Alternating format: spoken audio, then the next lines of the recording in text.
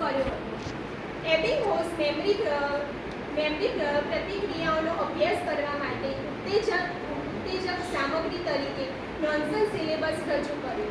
આ સિલેબસ પૂર્વ અસ્તિત્વમાં સંગઠનોથી વંચિત હતો.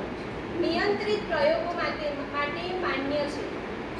શીખવાની અને યાદશક્તિ પ્રભાવિત કરતા વિવિધ પરિબળોની તપાસ કરવા માટે તેમણે ઝીણવટપૂર્વક અભ્યાસની રચના કરી હતી, જેમાં સામગ્રીની લંબાઈ, અતિશય અભ્યાસ, સંગઠનો, સમીક્ષા અને પસાર થયેલા સમયની અસરોનો સમાવેશ પણ થાય છે.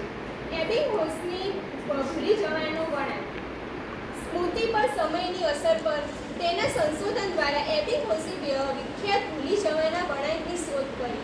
તે દર્શાવે છે કે શીખ્યા પછી શરૂઆતના કલાકોમાં ભૂલી જવું ઝડપથી થાય છે અને પછી સમય જતાં તે ધીમે ધીમે થાય છે. પછી તેમણે બીજો પ્રયોગ કર્યો હતો આત્મનિરીક્ષણનો. આત્મનિરીક્ષણ એટલે પોતાના સભાન વિચારો અને લાગણીઓનું પરીક્ષણ અથવા અવલોકન. તે વર્ણવે છે કે વ્યક્તિ શું અનુભવે છે, કોઈકને ઉત્તેજના આપ્યા પછી અને પછી તેની લાગણીઓ વિશે જાણવાનું કહો. તેને ઇમ્પ્રેક્સ કહેવામાં આવે છે.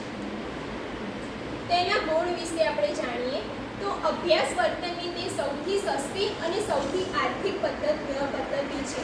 તો અમે તેના ઉપયોગ માટે કોઈ પણ ઉપકરણ અથવા લેબોરેટરીનો ઉપયોગ કરવામાં આવતો નથી.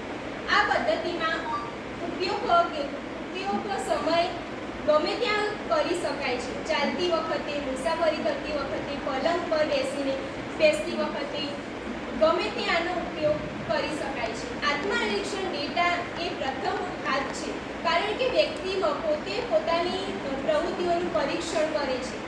આ એકમાત્ર પદ્ધતિ છે જેની મદદથી વ્યક્તિ તેની લાગણીઓ જાણી શકે છે. Thank you.